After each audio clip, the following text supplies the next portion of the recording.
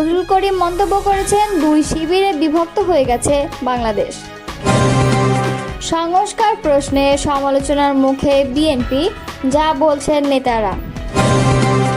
আলাল বলেছেন, হাসিনা গত 2 আগস্ট তার আত্মীয় স্বজনদের খুদে বার্তা দেন। তখন শুনছিলেন সংবাদ শিরোনাম, এবারে বিস্তারিত।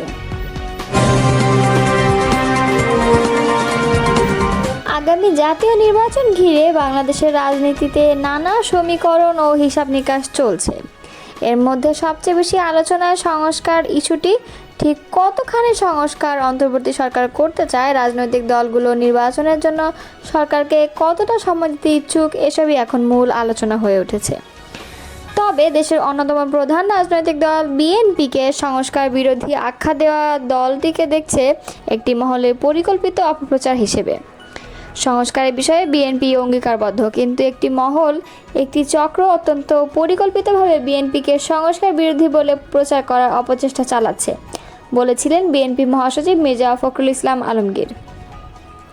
গুলশান কার্যালয়ে রোববার এক সংবাদ সম্মেলনে তিনি আরও বলেন, একটা গোষ্ঠী বিএনপিকে হেয় করতে ও ভুলভাবে চিত্রায়িত করার প্রচেষ্টা চালাচ্ছে।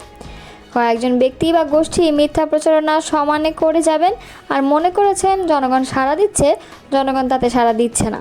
তবে ওই ব্যক্তিরা কার কিংবা কোন গোষ্ঠী বিএনপির বিরুদ্ধে এমন অপপ্রচার চালাচ্ছে তিনি সেটি প্রকাশ করেননি।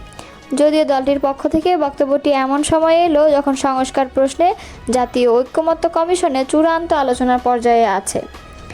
ঐক্যমত্য কমিশনেরই এক সভার পর গত 30 জুন নবগঠিত রাজনৈতিক দল এনসিপির সদস্য সচিব আক্তার হোসেন অভিযোগ করেছিলেন, মৌলিক সংস্কারের জায়গা বিএনপি ও তাদের সমমনা কয়েকটি দলের কারণে আটকে আছে। জামায়াতে ইসলামের সাবেক নেতা ও সমর্থকদের সমন্বয়ে গড়া এবি পার্টির একজন নেতা বিএনপির নাম উল্লেখ করে বলেছিলেন, বেশিরভাগ দলের একটা পরিবর্তনের আকাঙ্ক্ষা থাকলেও কোনো একটি জায়গায় দিয়ে সেটি ঠেকে যাচ্ছে।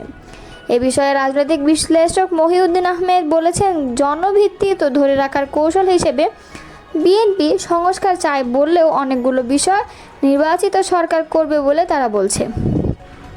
তবে সেগুলো পরে আর হবে কি না তা নিয়ে অন্যদের মধ্যে উদ্বেগ আছে। রাজনৈতিক বিশ্লেষক অধ্যাপক মাহবুব উল্লাহ মনে করছেন, সামনের নির্বাচনে বিএনপি ভালো করবে মনে করে অনেকে সম্মিলিতভাবে এই বিষয়টিকে ঘিরে অপপ্রচার চালাচ্ছে যেন দলটিকে নির্বাচনে বিপাকে ফেলা যায়। সেই জন্যই হয়তো বিএনপি উদ্বিগ্ন হয়ে নিজের অবস্থান পরিষ্কার করেছে। সংস্কার নিয়ে কি বলছে বিএনপি? রোববার সংবাদ সম্মেলনের শুরুতেই বিএনপি মহাসচিব বলেন, অনেকে সংস্কার সম্পর্কে বিএনপিকে নিয়ে কথা বলেছেন যেগুলো সঠিক নয় এবং সংস্কারের প্রতি বিএনপির অঙ্গীকার নিয়ে প্রশ্ন তোলার সুযোগ নেই। বিএনপির পক্ষ থেকে 2016 সালে দেওয়া ভিশন 30 এবং 22 সালে দেওয়া 27 দফা এবং 23 সালে দেওয়া 31 দফার প্রসঙ্গ উল্লেখ করে তিনি অভিযোগ করেন, একটি মহল ও চক্র বিএনপিকে সংস্কার বিরোধী বলে অপপ্রচার চালাচ্ছে। বিএনপি পরীক্ষিত উদারপন্থী গণতান্ত্রিক রাজনৈতিক দল এবং দলটির উদ্দেশ্য নিয়ে প্রশ্ন থাকতে পারে না। মির্জা ফখরুল বলেন, একটি গোষ্ঠী বিএনপিকে নিয়ে ভুলভাবে চিত্রায়িত করার প্রচেষ্টা চালাচ্ছে। কয়েকজন ব্যক্তি বা গোষ্ঠী মিথ্যা প্রচারণার সমানে করে যাবেন আর মনে করছেন জনগণ সাড়া দিচ্ছে, জনগণ আসলে সাড়া দিচ্ছে না। এটাতে লাভ হবে না, কারণ মানুষ বিএনপি চেনে। সংস্কার নিয়ে বিএনপিকে দোষারোপের সঙ্গে নির্বাচনকে বিলম্বিত করার কোনো চেষ্টা আছে বলে বিএনপি মনে করে কিনা এমন প্রশ্নে তিনি বলেন, সেই প্রশ্নের উত্তর আমি এখন দেব না। তবে নির্বাচনকে যারা বিলম্বিত করতে চায় তারা গণতন্ত্রের পক্ষে নয়, জুলাই আগস্টের বিপ্লবের পক্ষের শক্তি নয়। বিএনপি সম্পর্কে ভুল ব্যাখ্যা দেওয়া এবং বিরূপ মনোভাব তৈরির চেষ্টা সফল হবে না। ইসলামী আন্দোলন বাংলাদেশের সিনিয়র নায়েবে আমির মুফতি সৈয়দ মোহাম্মদ ফয়জুল করিম বলেছেন, কেউ ইসলাম ঐক্যমত কায়েম করতে চায়, কেউ আমেরিকান গণতন্ত্রবাদ প্রতিষ্ঠিত করতে চায়, কেউ ভারতের পক্ষে, কেউ ভারতের বিপক্ষে। 2 ভাগে ভাগ হয়ে গেছে বাংলাদেশ, 2 শিবিরে বিভক্ত হয়ে গেছে। আগামী নির্বাচনে কি অবস্থা হবে, কারা ভোট পাবে? কথা ক্লিয়ার, যারা সুশাসন কায়েম করতে পারবে তারাই ভোট পাবে, যারা সুশাসন কায়েম করতে পারবে না তারা ভোট পাবে না, ক্লিয়ার কাট কথা। রোববার বিকালে রাজশাহীতে এক মতবিনিময় সভায় প্রধান অতিথির বক্তব্যে তিনি কথা বলেন। ইসলামী আন্দোলন বাংলাদেশের রাজশাহী মহানগর শহরের একটি কমিউনিটি সেন্টারে এই মতবিনিময় সভার আয়োজন করা হয়। ইসলামী আন্দোলনকে আওয়ামী লীগের দালাল বলার প্রতিবাদ জানিয়ে দলটির এই শীর্ষ নেতা বলেন, আজকে আমাদেরকে তারা বলে আমরা নাকি আওয়ামী লীগের দালাল, আমরা নাকি আওয়ামী লীগকে সহযোগিতা করেছি। রাজনীতি করবেন জেনে শুনে রাজনীতি করেন, বক্তব্য দেবেন জেনে শুনে দিয়েন। ইসলামী আন্দোলন বাংলাদেশ আজ পর্যন্ত প্রশ্নবিদ্ধ কোনো জাতীয় নির্বাচনে অংশগ্রহণ করেইনি। তিনি বলেন, 2014 নির্বাচনে ইসলামী আন্দোলন অংশগ্রহণ করেনি, 18 নির্বাচনে করেনি এবং বিএনপি মহাসচিব মির্জা ফখরুল ইসলাম আলমগীর কিন্তু গণভবনে গিয়েছেন, ইসলামী আন্দোলনে অংশগ্রহণ করেছেন, কিন্তু শেখ হাসিনার সঙ্গে বৈঠক করে নাই। 2024 নির্বাচনে ইসলামী আন্দোলনের বাংলাদেশ অংশগ্রহণ করেনি, বরং 18 নির্বাচন যেটা সবাই প্রত্যাখ্যান করেছে, বিএনপি সেই অবৈধ সংসদে গিয়েছে। তারা আওয়ামী লীগের দালাল নাকি আমরা দালাল?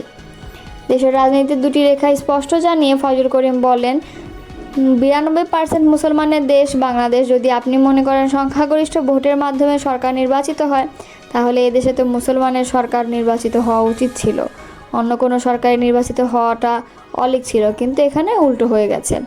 এখন যে রাজনীতি চলছে তা হলো একটি ইসলামপন্থীদের রাজনীতি আর ইসলামের বিপরীত রাজনীতি, দুইটা রেখা সৃষ্টি হয়ে গেছে অলরেডি।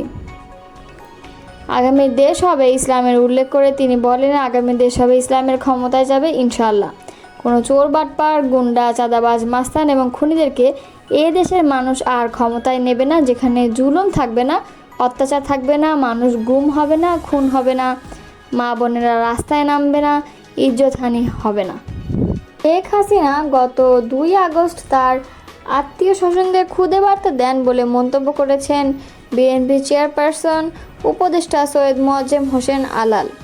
রোববার জাতীয় প্রেস ক্লাব মিলনায়তনে বাংলাদেশ গণজাগরণ দল আয়োজিত 2011 সালের 6 জুলাই তৎকালীন সংসদের বিরোধী দলীয় চিফ হুইপ জয়নুল আবেদিন ফারুকের উপর হামলার সঙ্গে জড়িত পুলিশের হারুন বিপ্লবদের গ্রেপ্তার ও বিচারের দাবিতে প্রতিবাদী সমাবেশে তিনি মন্তব্য করেন। পিআর পদ্ধতি নির্বাচনকে রঙ্গিলা বাক্স বলে উল্লেখ করেছেন তিনি। আলাল বলেন, দেশে নতুন আর একটা রঙ্গিলা বাক্স হাজির হয়েছে। এই রঙ্গিলা বাক্সটা হচ্ছে পিআর পদ্ধতিতে নির্বাচন। পিআর পদ্ধতিতে যে দেশে নির্বাচন হয় সেখানে স্থিতিশীল সরকার নাই, স্বাভাবিক গতি সরকার নাই। বেলজিয়াম ও ইসরায়েলেও আছে, ইসরায়েলের নাম বললে আর কোনো দেশের কথা বলা লাগে না। পিআর পদ্ধতির পক্ষে কারা আছেন সেটা নিয়ে আবার সবাইকে আরও গভীরভাবে চিন্তা করার আহ্বান জানান তিনি। আলাল বলেন, পিআর পদ্ধতি নির্বাচনের আরও অনেক ব্যাখ্যা রয়েছে, তবে একটা জিনিস সবাইকে পরিষ্কারভাবে বুঝতে হবে, একটি পুরাতন বিল্ডিং ভেঙে ফেলতে হলে তার আগে ওই জায়গায় কী করবেন সেটার পরিকল্পনা করতে হবে। এখন বিল্ডিং ভেঙে ফেললেন, কোনো পরিকল্পনায় নাই, তাহলে ওই জায়গাটা ফাঁকা হয়ে যাবে, আর ফাঁকা জায়গায় ঝড় বৃষ্টি টর্নেডো হয়। শেখ হাসিনা পালানোর আগে তার আত্মীয় স্বজনদের খুদে বার্তা পাঠিয়েছিলেন মন্তব্য করে তিনি বলেন, শেখ হাসিনা তার আত্মীয় স্বজনদের আগেই জানিয়ে দিয়েছিলেন বলেই তারা কেউ গ্রেফতার হননি। শেখ হাসিনা গত 2 আগস্ট তার আত্মীয় স্বজনদের খুদে বার্তা পাঠিয়েছিল যে তোমরা যেভাবে পারো দেশ ছেড়ে চলে যাও, যে কারণে তারা কোনো আত্মীয় স্বজন গ্রেফতার হয়নি, সবাই নিরাপদে দেশ থেকে পালিয়ে গেছেন। আলাল বলেন, দেশে নতুন করে রাজনৈতিক জোট পাকানোর চেষ্টা করা হচ্ছে, এটা ছিল শিক্ষার্থীদের আন্দোলন, এর পেছনে প্রেরণা ও শক্তিদাতা ছিল বিএনপি ও তার নেতৃত্বাধীন জোট। সবচেয়ে বেশি শহীদের সংখ্যা বিএনপিতে, সবচেয়ে বেশি আহত সংখ্যা বিএনপিতে, সবচেয়ে বেশি গুমের সংখ্যা বিএনপিতে, কিন্তু আমরা কৃতিত্বের দাবি করি না। আমরা মনে করি বিএনপি এটা করা উচিত ছিল, করেছে। প্রতিবাদ সমাবেশে বক্তব্য রাখেন নাগরিক ঐক্যের সভাপতি মাহমুদুর রহমান মান্না।